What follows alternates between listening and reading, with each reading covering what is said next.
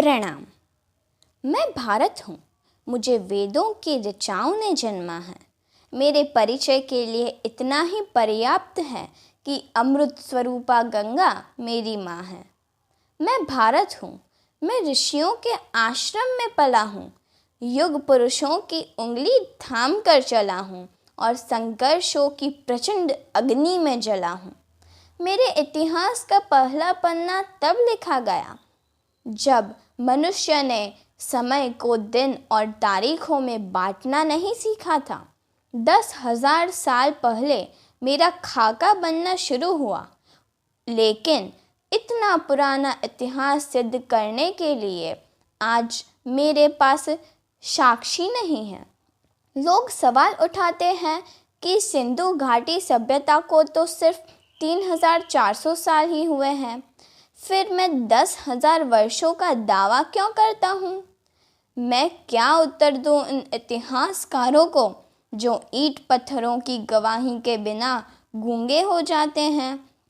3,400 साल पहले के अवशेष उन्हें दिखाई देते हैं, लेकिन 5,000 वर्ष पहले कुरुक्षेत्र में शस्त्र त्याग चुके अर्जुन को गीता का ज्ञान देते कृष्ण नहीं दिखते। 7,000 वर्ष पहले सरयू के तट पर सूर्य को अर्घ्य देते राम नहीं दिखाई देते और 8,000 वर्ष पहले रची गई ऋचाएं नहीं दिखाई देती। आज मानचित्र पर मेरी जो छवि है, मैं हमेशा से ऐसा नहीं था। अनेकों टुकड़ों में कटा हुआ था, जनपदों महाजनपदों में बटा हुआ था। फिर एक दिन तक्षशिला में जन्मे मेरे एक पुत्र ने अपनी शिखा खोल दी और यहीं से मेरे अखंड राष्ट्र बनने का मार्ग भी खुल गया। खंड खंड बिखरे हुए मेरे अंग एक ध्वजा तले सिमट आई।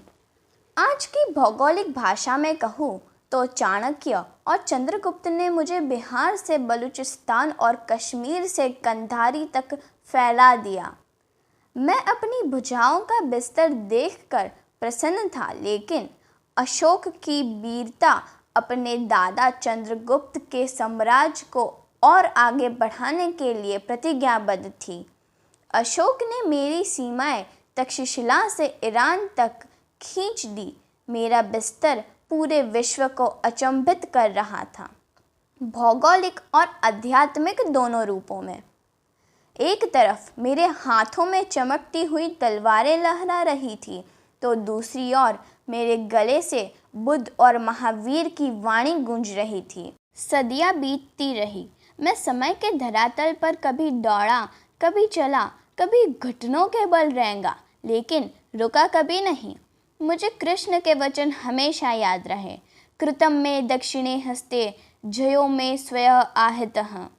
यदि मैं सीधे हाथ से कर्म करूँगा तो मेरे उल्टे हाथ में विजय अवश्य होगी। कर्म योग के सिद्धांत पर चलता हुआ मैं वैभव और संपदा के शिखर पर जा पहुँचा। मुझे सोने की चिड़िया कहा जाने लगा और मेरी चमक सुदूर देशों में बैठे लुटेरों और आक्रमणकारियों को लुभाने लगी। मैसेडोनिया का वो राजा सिकंदर महान, जिसकी सेनाएं विश्व विजय पर निकली थी, वो पर्सिया और गंधार को अपनी शमशीरों से चीरता हुआ मेरी सीमा में दाखिल हो गया। सिकंदर दुनिया का बहुत बड़ा भूभाग्य जीत चुका था और मुझे जीतने ही वाला था कि मेरा वीर पुत्र पंजाब का राजा पोरस उसके पागल घोड़ों के आगे दीवार बन के खड़ा हो गया। यूनानी इतिहासकारों ने लिखा कि पोरस हारा, सिकंदर विजय हुआ, लेकिन अफसोस मेरे इतिहासकारों ने कभी इस झूठ को चुनौती नहीं दी। कभी पूछा नहीं यूनानियों से, अगर सिकंदर जीता तो फिर खाली हाथ भारत से क्यों गया? सच ये है कि साम्राज्यों का भूखा वो गिद्ध मेरे बदन का एक टुकड़ा मांस भी नोच नहीं पाया। पोरस ने उसकी खूनी पंजे तोड़ डाले, ऐसा हराया कि उसका आत्मविश्वास चकनाचूर हो गया और यूनान पहुंचने से पहले वो आदिवासियों के हमले में मारा गया। वो कहानी तो सबने सुनी कि सिकंदर ने मरते हुए कहा था, मेरे हाथ मेरी कब्र से बाहर रखे जाए, ताकि संसार को पता चले कि सिकंदर भी खाली हाथ गया। लेकिन किसी ने ये नहीं पूछा कि वो हाथ खाली किसने किए थे।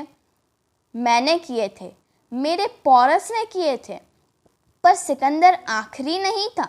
अरब, महमूद, तुर्क, तैमूर और मंगोल भी घोड़ों पर चढ़ के धूल उड़ाते आए और मेरे मंदिरों का सोना चुरा ले गए, मेरे ग्रंथ जला दिए, मेरे इतिहास छिन्न भिन्न कर दिए। अनगिनत घाव लगे मेरे बदन को, लेकिन विश्व बंधुत्व का आदर्श छाया रहा मेरे मन में। परदेशी शमशीरों का चोट खाता रहा और अतिथि देवो भव दोहराता रहा। मेरी यही शांति प्रियता 7 समंदर पार से आए हुए अंग्रेजी सौदागरों के लिए वरदान बन गई। मेरे राजाओं के दरबार में ज़मीं पर नाक रगड़ने वाले ये गोरे अचानक राजसत्ताओं के स्वामी बन बैठे। विक्टोरिया की भेजी हुई बेड़ियों ने मुझे ऐसे जकड़ लिया कि मेरी रक्तस्राव पीड़ा से कर्रा उठी। सैकड़ों वर्षों तक विश्वासघात के धुएं में मेरा मन घुटा। मुझे याद भी नहीं आता कि कितनी बार मेरी गरिमा का हनन हुआ, कि कितनी बार स्वाभिमान लुटा। लेकिन मैंने भी ऐसे लाल पैदा किए थे जो रंग दे बसंती गाकर फांसी के तख्ते पर झूल गए। मुझे याद आती है लाहौर सेंट्रल जेल। मेरा बेटा भगत अपने बैरक में कैद है। फांसी का हुक्म सुनाया जा चुका है। तारीख नज़दीक आती जा रही है। अंग्रेज़ ऑफिसर रॉबर्ट और वर्कस उससे मिलने आते हैं। कहते हैं, माफ़ी मांग लो भगत, जान बच जाएगी। चिट्ठी लिख दो ब्रिटिश सरकार को, कह दो कि तुम अपने किए पर शर्मिंदा हो और हम भूल जाएंगे कि तुमने असेंबली हॉल में बम फेंका था, सैंडर्स की हत्या की थी।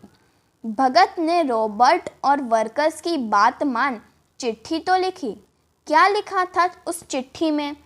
भगत ने लिखा, मैं ब्रिटिश सरकार से अपील करता हूँ, मुझे फांसी न दी जाए, क्योंकि फांसी अपराधियों को दी जाती है और मैं क्रांतिकारी हूँ, भारत माता का सिपाही हूँ।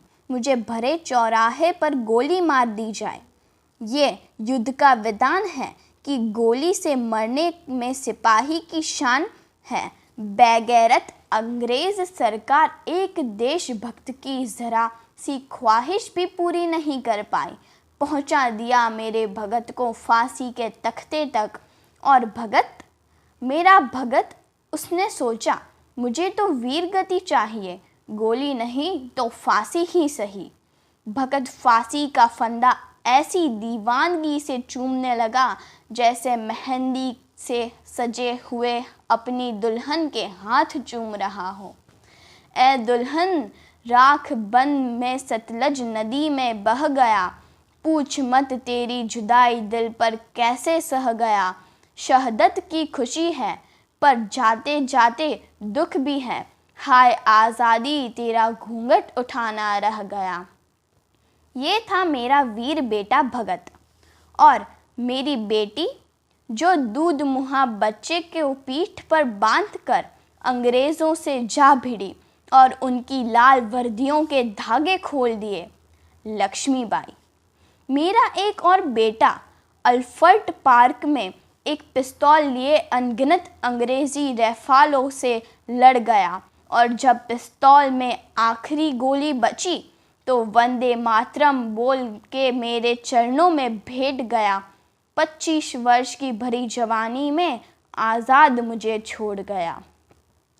जो हाथ मेरी ओर बढ़े मेरे वीरों ने काट के फेंक दिए। जो आंखें मुझ पर उठी वो बुझ गई हमेशा हमेशा के लिए।